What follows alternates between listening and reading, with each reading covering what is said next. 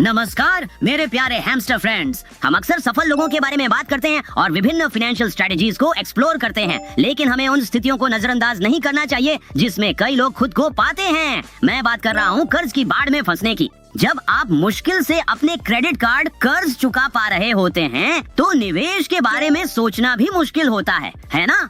तो आज मैंने ऐसी स्थिति में कई लोगों की मदद करने के लिए एक वीडियो तैयार किया है, जरूर देखें। अगर आप आज पूरी तरह से कर्ज में डूबे होते तो क्या प्रक्रिया अपनाते?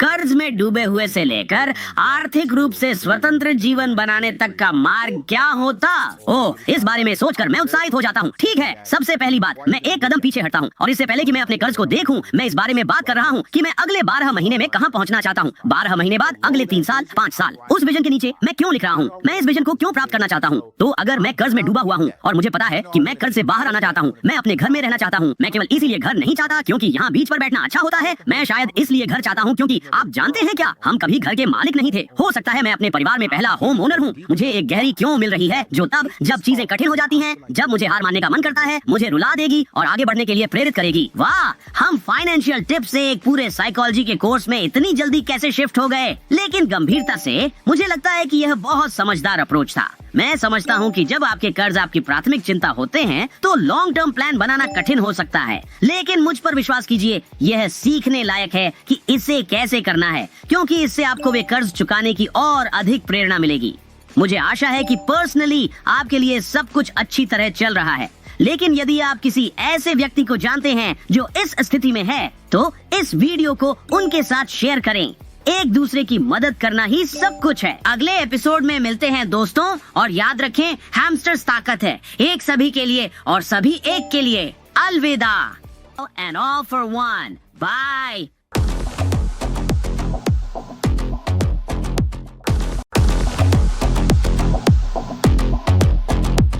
हेलो दोस्तों, हम सभी बड़ी खरीदारी करने की ताकत चाहते हैं, है ना?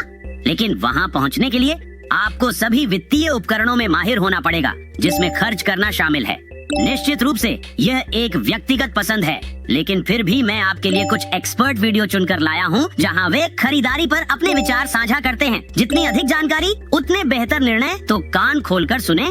यदि आप किसी चीज को 2 बार नहीं खरीद सकते तो उसे 1 बार भी न खरीदें, या फिर 3 बार, 4 बार या 5 बार खरीदने की स्थिति में नहीं है तो उसे 1 बार भी न खरीदें। जब आप उस चीज की कीमत देख रहे हो जिसे आप खरीदने की कोशिश कर रहे हैं और आप $100 प्रति घंटा कमा रहे हो और आप $500 या $1000 की खरीदारी कर रहे हो, तो क्या आप इसे करने के लिए 2 दिन काम करेंगे? शायद नहीं। क्या मैं शनिवार को लड़कों के साथ 3 घंटे बाहर जाने के लिए 2 दिन पूरा दिन काम करूंगा? मैं तो बस वो 2 दिन काम नहीं करना पसंद करूंगा। और वही बात थी, जब भी मुझे लगता था कि मैं तो बिना काम किए रहूं बजाय उसे करने के लिए। मुझे ऐसा नहीं सोचना चाहिए, लेकिन फिर भी वह बात थी।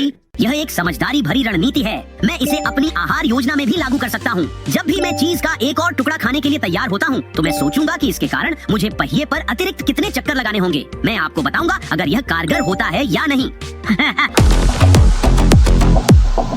अपने खर्चों पर नजर रखना बचत करने और खुशहाल रहने का एक शानदार तरीका है। लेकिन अगर अचानक आपको एक बड़ी राशि प्राप्त होती है और आपको लगता है कि आप बिना किसी सीमा के खर्च कर सकते हैं, तो क्या होगा? यह एक भ्रामक भावना है दोस्तों, और इसे साबित करने के लिए यहाँ एक वीडियो है। अगर उन्होंने $1 मिलियन जीता है तो वह अब भी मेरे बाल क्यों काट रहा होगा? अंत में मैंने उससे पूछने का साहस किया, आप अब भी बाल क्यों काटते हैं? और वह कहते हैं, यार काश मैंने वित्तीय चीजों के बारे में किसी से बात की होती। जैसे मुझे पैसा मिला और मैंने फैसला किया कि मैं अपने घर, अपने बच्चे के घर का कर्ज चुका दूं, सबके लिए नई कारें खरीद ली, सबको एक क्रूज पर ले गया और फिर मैंने कुछ पैसा अपनी RRSP में डाल दिया। दिन के अंत में उसने सारा पैसा चीजों पर खर्च कर दिया और उसे फिर भी काम करना पड़ा। और वह कहता है, अगर कोई मुझे बैठाकर समझाता तो मैंने उन $1 मिलियन को लिया होता, 4 मिलियन की कैश फ्लो उत्पन्न करने वाली अपार्टमेंट बिल्डिंग खरीद ली होती और मुझे कभी भी जीवन में फिर से काम करने की जरूरत नहीं होती। और मैंने कहा, मुझे पता है, लेकिन इसके बजाय वह मेरे बाल काट रहा है। कहानी थोड़ी उदास है लेकिन बहुत ज्ञानवर्धक है। यदि आप अच्छी रकम बचाने में सफल हो गए हैं तो महंगी चीजों पर पैसा खर्च करने की जल्दी ना करें। संपत्तियों में निवेश करना अधिक समझदारी है जो लाभ उत्पन्न करेंगी। फिर भी हमें हेयर ड्रेसर की आवश्यकता होती है क्योंकि मेरे फर खुद नहीं संवर सकते। अधिक शानदार टिप्स जानने और वित्त की दुनिया में अधिक बुद्धिमान बनने के लिए अगले एपिसोड को मिस ना करें। याद रखें, हैमस्टर्स ताकतवर होते हैं। हम सब एक साथ हैं और एक दूसरे के लिए है। फिर मिलेंगे।